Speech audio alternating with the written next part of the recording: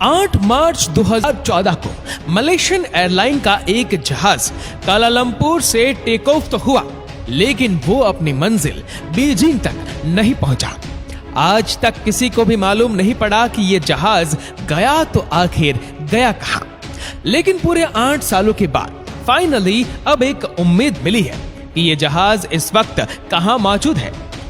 ये बात है 8 मार्च 2014 की, यानी आज से करीब 8 साल पहले मलेशियन एयरलाइन के एक जहाज फ्लाइट MH370 को मलेशियन कैपिटल कुआलालंपुर से टेक ऑफ करके चाइना के कैपिटल बीजिंग तक जाना था।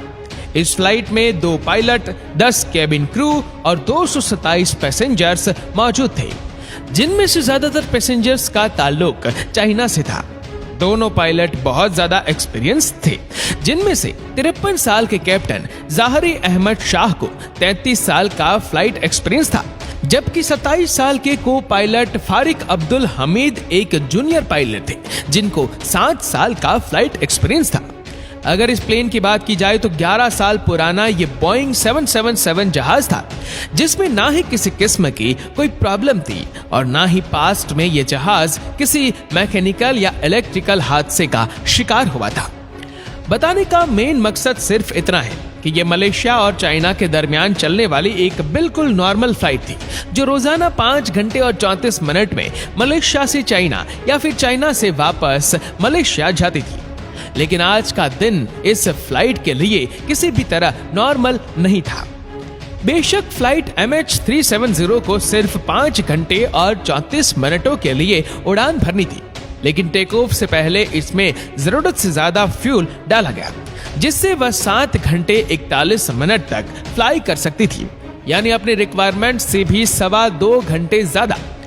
ऐसा करना भी एयरलाइंस की एक रूटीन प्रैक्टिस होती है, ताकि अगर प्लेन को खराब मौसम या किसी इमरजेंसी में कहीं और डाइवर्ट किया जाए तो उसके पास एक्स्ट्रा फ्यूल मौजूद हो।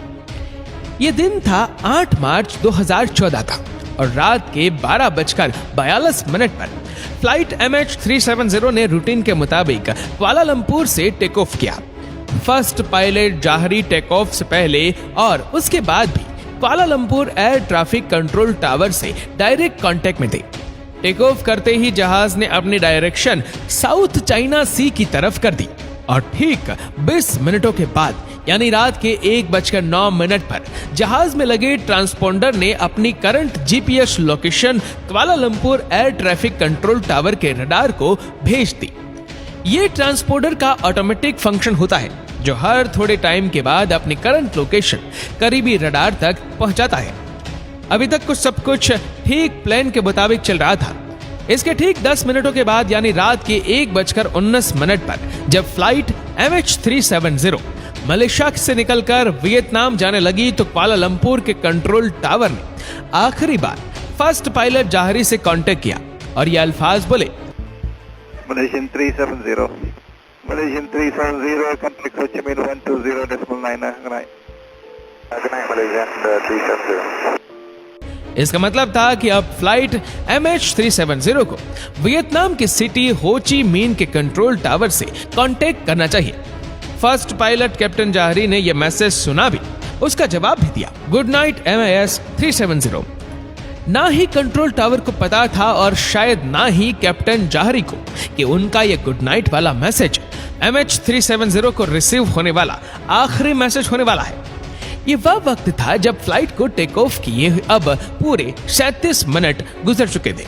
अब नॉर्मली होता यूं है कि प्लेन जब तक अपनी मंजिल तक नहीं पहुंच जाता, वो अपने रास्ते में आने वाले किसी भी बड़े एयरपोर्ट के एयर ट्रैफिक कंट्रोल टावर से कांटेक्ट में रहता है, और यहाँ भी कुछ ऐसा ही होना था। लेकिन सब कुछ जो अभी तक नॉर्मल ही चल रहा था वो अब एबनॉर्मल होने लगा। जी हाँ, अपने आखिरी मैसेज के ठीक 3 मिनटों के बाद यानी रात के 1:21 पर फ्लाइट MH370 अचानक रडार से गायब हो गया। यानी कुआलालंपुर और हो ची मिन दोनों के रडार से प्लेन पूरी तरह से गायब हो चुका था। अब ये बात कुआलालंपुर टावर के लिए तो बिल्कुल नॉर्मल थी, क्योंकि उन्होंने समझा कि MH370 अब वियतनाम एयर स्पेस में दाखिल हो गया है, इसी वजह से उनके रडार से गायब हो गया। लेकिन जब हो ची मिन कंट्रोल टावर ने फ्लाइट MH370 अपने रडार से गायब होते देखा तो उनको कुछ गड़बड़ लगी। उन्होंने फौरन कैप्टन से खैरियत मालूम करने के लिए वायरलेस किया, तो आगे से किसी ने भी कोई जवाब नहीं दिया। अगले 18 मिनट तक हो ची मिन्ह टावर MH370 से कांटेक्ट करने की कोशिश करता रहा, लेकिन कैप्टन की तरफ से फिर भी कोई जवाब नहीं आया। और तभी हो ची मिन्ह टावर ने कुआलालंपुर टावर से कांटेक्ट किया और उनको सिचुएशन से अपडेट किया। अब नॉर्मली इस कंडीशन में 1 घंटे के अंदर अंदर रेस्क्यू सेंटर को इन्फॉर्म करना होता है, लेकिन कुआलालंपुर कंट्रोल टावर ने ही पूरे 4 घंटों के बाद एरोनॉटिकल रेस्क्यू कोऑर्डिनेशन सेंटर को इन्फॉर्म किया, और तब तक बहुत देर हो चुकी थी। सुबह के 6:15 हो चुके थे और यही वो टाइम था जब MH370 को बीजिंग में लैंड करना था। एक उम्मीद थी कि शायद जहाज अपने वक्त पर बीजिंग लैंड कर जाए, लेकिन वहां से भी कोई अच्छी खबर नहीं मिली। सुबह के 6:32 पर ठीक उस जगह जहां से प्लेन गायब हुआ था, वहां एक सर्च ऑपरेशन स्टार्ट कर दिया गया, जिसमें 7 कंट्रीज की 34 शिप्स और 28 एयरक्राफ्ट्स ने फ्लाइट MH370 को गल्फ ऑफ थाईलैंड और साउथ चाइना सी के बॉर्डर पे ढूंढना शुरू किया, लेकिन बदकिस्मती से वहां प्लेन का नाम और निशान तक ना मिला। इस वक्त तक पूरी दुनिया को इस हादसे का पता चल चुका था। टीवी, न्यूज, वेबसाइट्स और सोशल मीडिया सब के सब सिर्फ यही खबर दिखा रहे थे। इस दौरान कई मुल्कों की इन्वेस्टिगेशन टीम भी सर्च ऑपरेशन का हिस्सा बन गई। प्लेन का अचानक तमाम रडार से गायब हो जाना वाकई किसी को भी हजम नहीं हो रहा था, और अगर वो इस एरिया पर समंदर में क्रैश भी होता तो इतना बड़ा जहाज है, कोई ना कोई चीज तो पानी पर तैरती हुई जरूर नजर आनी चाहिए थी। अगले पूरे 4 दिनों तक ये सर्च ऑपरेशन चलता रहा, पर कहीं से भी कोई अच्छी खबर ना मिल सकी। लेकिन फिर चौथे दिन एक खबर आई जिसने तमाम रेस्क्यू ऑपरेशन टीम को हिलाकर रख दिया। 8 मार्च को 1:21 पर फ्लाइट MH370 जब रडार से गायब हुई थी, तो वो सिविलियन रडार से गायब हुई थी, लेकिन मलेशियन मिलिट्री के एक रडार पे वो अगले 1 घंटे तक शो होती रही। और उसके बाद जो कुछ हुआ वो कुछ यूं था। सिविलियन रडार से गायब होने के बाद जहाज ने चंद मिनटों के लिए राइट पे जाना शुरू किया और फिर यू टर्न करके वापस मलेशिया की तरफ टर्न किया। पूरे 31 मिनटों के बाद जहाज ने मलेशिया के शहर पिनेंग को क्रॉस किया और फिर मलाका स्ट्रेट की तरफ टर्न कर गया। आखिरी बार जहां तक मिलिट्री रडार की रेंज थी, फ्लाइट MH370 को इंडियन ओशन के इस पॉइंट तक डिटेक्ट किया गया और इस वक्त रात के 2:22 हो रहे थे। अब इसके बाद MH370 ना ही मिलिट्री रडार पे शो हुआ और ना ही किसी सिविलियंस रडार पे। पूरी रेस्क्यू टीम और इस प्लेन से जुड़ा हर शख्स सिर्फ यही गुत्थी सुलझाने में लगे थे कि प्लेन गया तो आखिर गया कहां। इससे भी बढ़कर जो चीज तंग कर रही थी वह ये थी कि प्लेन ने बीजिंग की बिल्कुल अपोजिट डायरेक्शन में शार्प यू टर्न क्यों कर लिया। जो रेस्क्यू टीम पहले गल्फ ऑफ थाईलैंड और साउथ चाइना सी में प्लेन को ढूंढ रही थी, वो अब इंडियन ओशन के इस हिस्से में ढूंढना शुरू हो गए। लेकिन हैरत अंगेज तौर पर यहाँ पर भी प्लेन का कोई अता पता ना मिला। अगले कुछ दिनों बाद एक और खबर मिली और उसने एक बार फिर से पूरी सिचुएशन ही चेंज कर दी। पता ये चला कि प्लेन मिलिट्री रडार से तो 2:22 पर गायब हुआ, लेकिन एक सैटेलाइट ऐसी थी जिससे वह लगातार कांटेक्ट में था।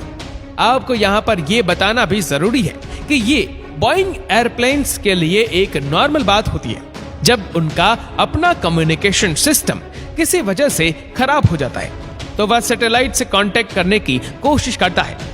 प्लेन ने ऑटोमेटिकली ठीक हर 1 घंटे के बाद 35,000 किलोमीटर दूर इनमारसैट नामी सैटेलाइट से कांटेक्ट करने की कोशिश की। इस सैटेलाइट पर सेव डेटा की मदद से एक्सपर्ट ने एक कॉम्प्लेक्स कैलकुलेशन परफॉर्म की, तो आखिरकार फ्लाइट MH370 के अगले मूव का भी पता चल गया। पता यह चला कि प्लेन रडार से भी गायब होने के बाद मलेशियन एयरक्राफ्ट ने दोबारा एक टर्न लिया और अगले 5 घंटों तक इसी डायरेक्शन में इंडियन ओशन के ऊपर फ्लाई करता रहा। सुबह को 8:19 पर प्लेन ने आखिरी बार सैटेलाइट से कनेक्शन बनाने की कोशिश की और ये MH370 की तरफ से मिलने वाला सबसे आखिरी सिग्नल था। इसके बाद ना ही प्लेन ने किसी और सैटेलाइट से कांटेक्ट किया और ना ही किसी और रडार पे शो हुआ। यानी जिस वक्त रेस्क्यू टीम पहली बार जहाज को ढूंढ रही थी, असल में उस वक्त जहाज फ्लाई कर रहा था, लेकिन उसकी लोकेशन वहां से बहुत दूर थी। एक्सपर्ट और इन्वेस्टिगेशन टीम का मानना है कि ऑस्ट्रेलिया से 2000 किलोमीटर वेस्ट में इंडियन ओशन के ठीक इस कर्व स्पॉट पे आकर जहाज का सैटेलाइट से कनेक्शन टूटा। यानी कुआलालंपुर से टेक ऑफ करने के बाद इस कर्व स्पॉट तक पहुंचने में इस जहाज को पूरे 8 घंटे लगे और जहाज में टोटल फ्यूल भी सिर्फ इतना ही था। तो इस बात के काफी ज्यादा चांसेस है कि MH370 इसी कर्व स्पॉट में ही कहीं फ्यूल खत्म होने की वजह से क्रैश हो गया। इंडियन ओशन का यह हाईलाइटेड हिस्सा पूरे इंडिया से भी बहुत बड़ा है और यहाँ पर स्टार्ट किया गया एक deep sea search operation. MH370 को ढूंढना बहुत जरूरी था क्योंकि जब तक प्लेन और उसका ब्लैक बॉक्स नहीं मिलेगा तब तक ये पता नहीं चलेगा कि क्रैश से पहले प्लेन के अंदर क्या कुछ हो रहा था। कई महीनों नहीं बल्कि कई सालों तक यहाँ प्लेन को तलाश करने का अमल चलता रहा, लेकिन यहाँ पर भी प्लेन का कोई सुराग नहीं मिला। 3 सालों के बाद एक डीप सी ऑपरेशन को आखिरकार खत्म कर दिया गया, जिसमें $160 मिलियन से भी ज्यादा खर्चा हो चुका था। सर्च ऑपरेशन के दौरान प्लेन का तो कोई अता पता नहीं मिला, लेकिन 2015 में यानी प्लेन के गायब होने के 1 साल बाद प्लेन का राइट क्लेप्रोन तैरता हुआ आइलैंड ऑफ रीयूनियन के साहिल पर जा पहुंचा। ये प्लेन का वो हिस्सा होता है जो लैंडिंग के वक्त काम आता है। मिलने वाले इस फ्लैप्रोन पर जब तहकीकात हुई तो एक और खौफनाक हकीकत से पर्दा उठा। एक्सपर्ट्स का मानना है कि जिस वक्त MH370 पानी में क्रैश हुआ उस वक्त ये फ्लैप्रोन एक्सटेंडेड नहीं था और अब अफसोसनाक तौर पर इसका मतलब ये है कि पानी पर क्रैश होते वक्त जहाज अपनी नोज के बल समंदर में जा गिरा।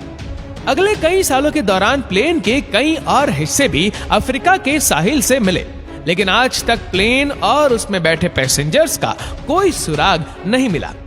मलेशियन फ्लाइट MH370 के अंदर गायब होने से पहले क्या कुछ हुआ ये आज तक किसी को भी मालूम नहीं था। कुछ इन्वेस्टिगेटर्स का शक है कि प्लेन हाईजैक हुआ था, तो कुछ इस बात पर यकीन रखते हैं कि किसी इलेक्ट्रिकल फेलियर की वजह से प्लेन का बाहर की दुनिया से कांटेक्ट टूट गया और ऑक्सीजन की कमी की वजह से प्लेन के अंदर तमाम लोग बेहोश हो गए।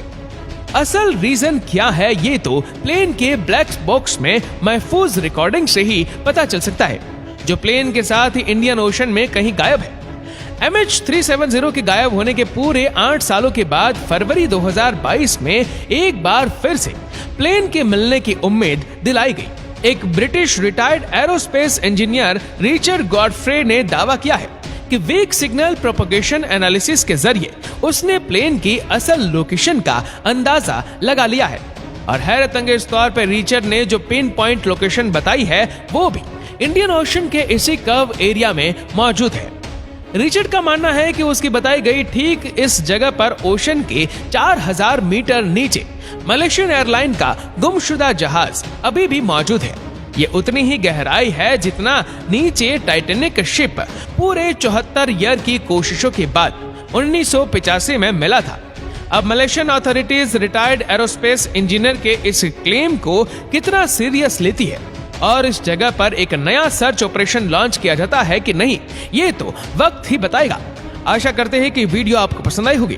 आपको वीडियो कैसी लगी नीचे कमेंट करके जरूर बताएगा और अगर आपको वीडियो अच्छा लगा हो तो वीडियो को लाइक करेगा, शेयर करेगा ज्यादा से ज्यादा लोगों तक और ऐसी ही और भी रोचक जानकारियों के लिए सब्सक्राइब करें हमारे यूट्यूब चैनल को और फेसबुक पर फॉलो करें हमारे पेज को।